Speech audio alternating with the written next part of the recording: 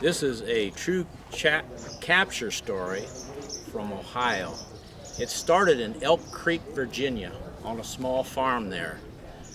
There was a young girl there that was living with her parents on Elk Creek in Virginia. And a white savage came one day and captured her. And they rode 3 days by horseback as hard as they could because they didn't want to see pursuers. The neighbors would get together and pursue them to get Katy. The child's name was Katy, Katy Sage. And they went to a Cherokee trade camp in Tennessee. It's called Trade Today. Look it up. It's a true story. Trade. It's a Cherokee trading camp. And he traded Katy to the Cherokee. It's been lost to history what he got for Katy.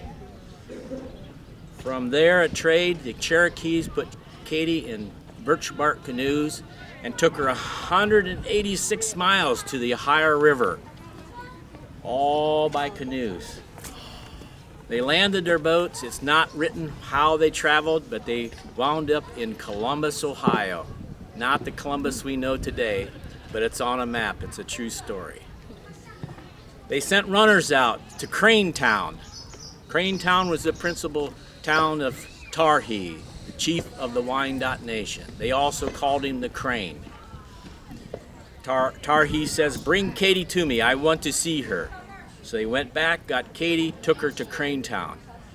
Tarhee was immediately, he liked Katy. He liked her. He wanted to buy her. And again, through history, we don't know what the bargain was, but Tarhee wound up with Katy. And she was immediately adopted into the Wyandotte tribe. And she was just as much Wyandotte as any full-blooded Wyandotte. They looked at her not as a white girl anymore, but an Indian, a Wyandotte. And she grew up with the Wyandottes. And they say Katy was a very kind young woman. If you were ill, she would nurse you back to health. If you needed clothes, she would help you get clothes. If you were hungry, she would make you something to eat. She was a very kind lady. And she kept on with the Wyandottes. And there came a day when Katy, she had a husband, but he was killed in battle. And the husband she actually married in the end that made her even greater, she married Tarhee. You remember? The great Seacom of the Wyandotte Nation. Because that's where she lived, was Cranetown. From Cranetown, Tarhee and Katy moved to, and Cranetown, to make sure that I tell this as true story, is Lancaster, Ohio Day. Today it's on the map, it's a true story. From there, they moved to Upper Sandusky, Ohio, another town that still exists today. It's on the map. And they had a farm there. And she became a very famous lady because she was like the first lady of the nation because she married Tarhee. When they first took her, was this like for slavery? Was that the original? Sell her into slavery. Because you just did a thing he just did a whole thing at school about that slavery and how far back it goes and the meaning of it and all that. It could have turned out much worse for her, but fortunately she got adopted. Got adopted and because he liked her. She became just part of the tribe. She had every right of the tribe, the protection, the food, everything the tribe had was hers. Wow. So, and at that point, her brothers had been hunting for her all these years, and they were very rich men by this time. And they finally found Katy after hunting for her all those years. And they said, "Katy, come back with us.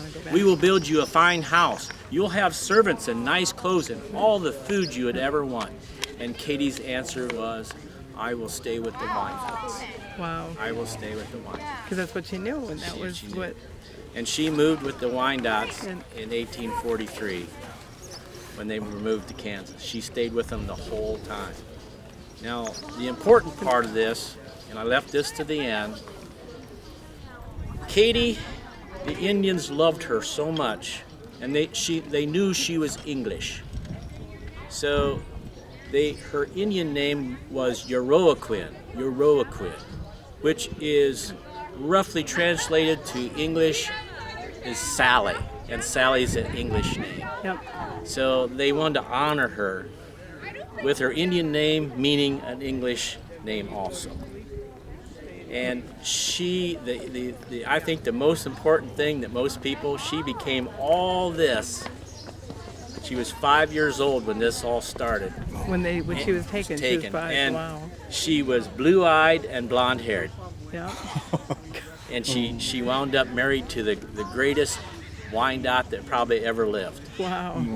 That's pretty. The end. Yeah, that's a very good. Yeah.